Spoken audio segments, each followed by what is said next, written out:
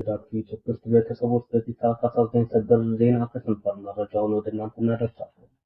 ተወዳጁ አርቲስት ሕይወቱ ማለፉ ተሰማ። አርቲስት ነፃነት ወርቅነህ ከዚህ ዓለም በሞት መለየቱ ተሰምቷል። ተወዳጁ አርቲስት ነፃነት ወርቅነህ ይህንን ዓለም በሞት መለየቱ ተሰምቷል። በቴሌቪዥን ፕሮግራሞች በአቅራቢነትና በተዋናይነትና በሌሎችም የጥበብ ስራዎች ውስጥ ተወዳጅ ከሆኑ የጥበብ ሰዎች አንዱ የሆነው ነፃነት ወርቅነህ በድንገት ከዚህ ዓለም በሞት መለየቱ ከፍተኛ ድንጋጤ የፈጠረ መነጋገሪያ ጉዳይ ሆኗል። ከሰሞኑ በተከበረው የገና በዓል በተለያዩ ድርጅቶች የማስታወቂያ ስራዎችን ሲሰራ የነበረው አርቲስት ነፃነት የሞቱ ምክንያት በርካቶችን አስደንግጧል።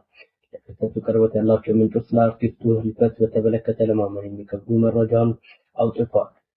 ቴሌቪዥን ጉድ ያስባለ መረጃ ተሰምቷል። ሙሉ መረጃውን በዘገባችን በዝርዝር እንነግራችኋለን። እንደተለመደው ይህንን ቪዲዮ ላይክ እና ሼር በማድረግ እስከ ፍጻሜው አብራችሁን ቆዩ።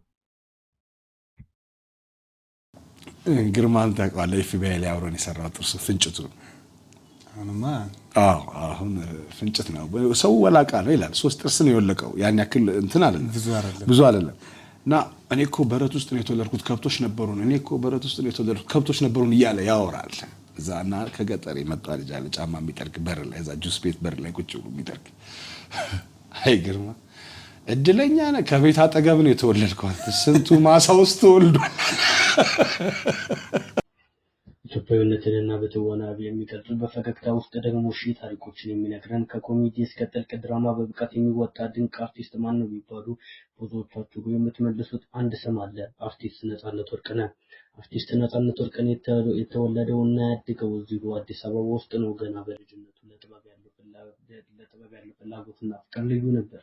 ትምህርት ቤቱን በሚከታተልበት ወቅት በትምህርት ቤት ክለቦች ውስጥም በሚቀርቡ ድራማዎች ላይ በመሳተፍ ችሎታውን ማሳየት ጀምሯል። አርቲስት ነፃነት ወርቅነህ ጥበብን በደመነፍስ ብቻ ሳይሆን በትምህርት ጭምር አዳብሮታል። ከአዲስ አበባ ዩኒቨርሲቲ በቲያትር ጥበብ ትምህርቱን ተከታትሏል። ይህ የትምህርት ቆይታውን በትወና ጥበቡ ላይ ያለውን ትልቅ እውቀት ከማስፋት በላይ የራሱን እንደ ፕሮፌሽናል ተዋናይ እንዲቆጥር አድርጎታል። በዩኒቨርሲቲ ቆይታውን በተለያዩ የቲያትር መድረኮች ላይ በመሳተፍ የአንጋፋ መምህራንና የተመልካቾችን ቀልብ መሳብ ችሏል። የነፃነት ልዩ መለያ ገጸ ባህሪያትን የመላበስ ብቃቱ ከሌሎቹ ተማሪዎች ለየት ያደርገው ነበር። አርቲስት ነፃነት ወርቅነህ ወደ ፊልም ኢንዱስትሪ ሲቀላቀል የነፃነት ስም በፍጥነት ሊንሰራፋ ችሏል።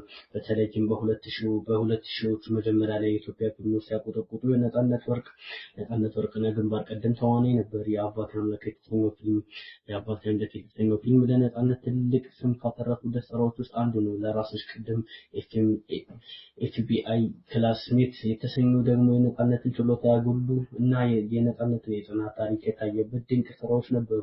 አርቲስት ነፃነት ወርቅነህ ሰዎችን የማሳቅና የማዝናናት እጅግ ተሰጥኦ አለው። በንግግሮቹ፣ በፊቱ እንቅስቃሴ እና በሁኔታዎች ውስጥ የሚፈጥረው ቀልድ ተወዳዳሪ የለውም።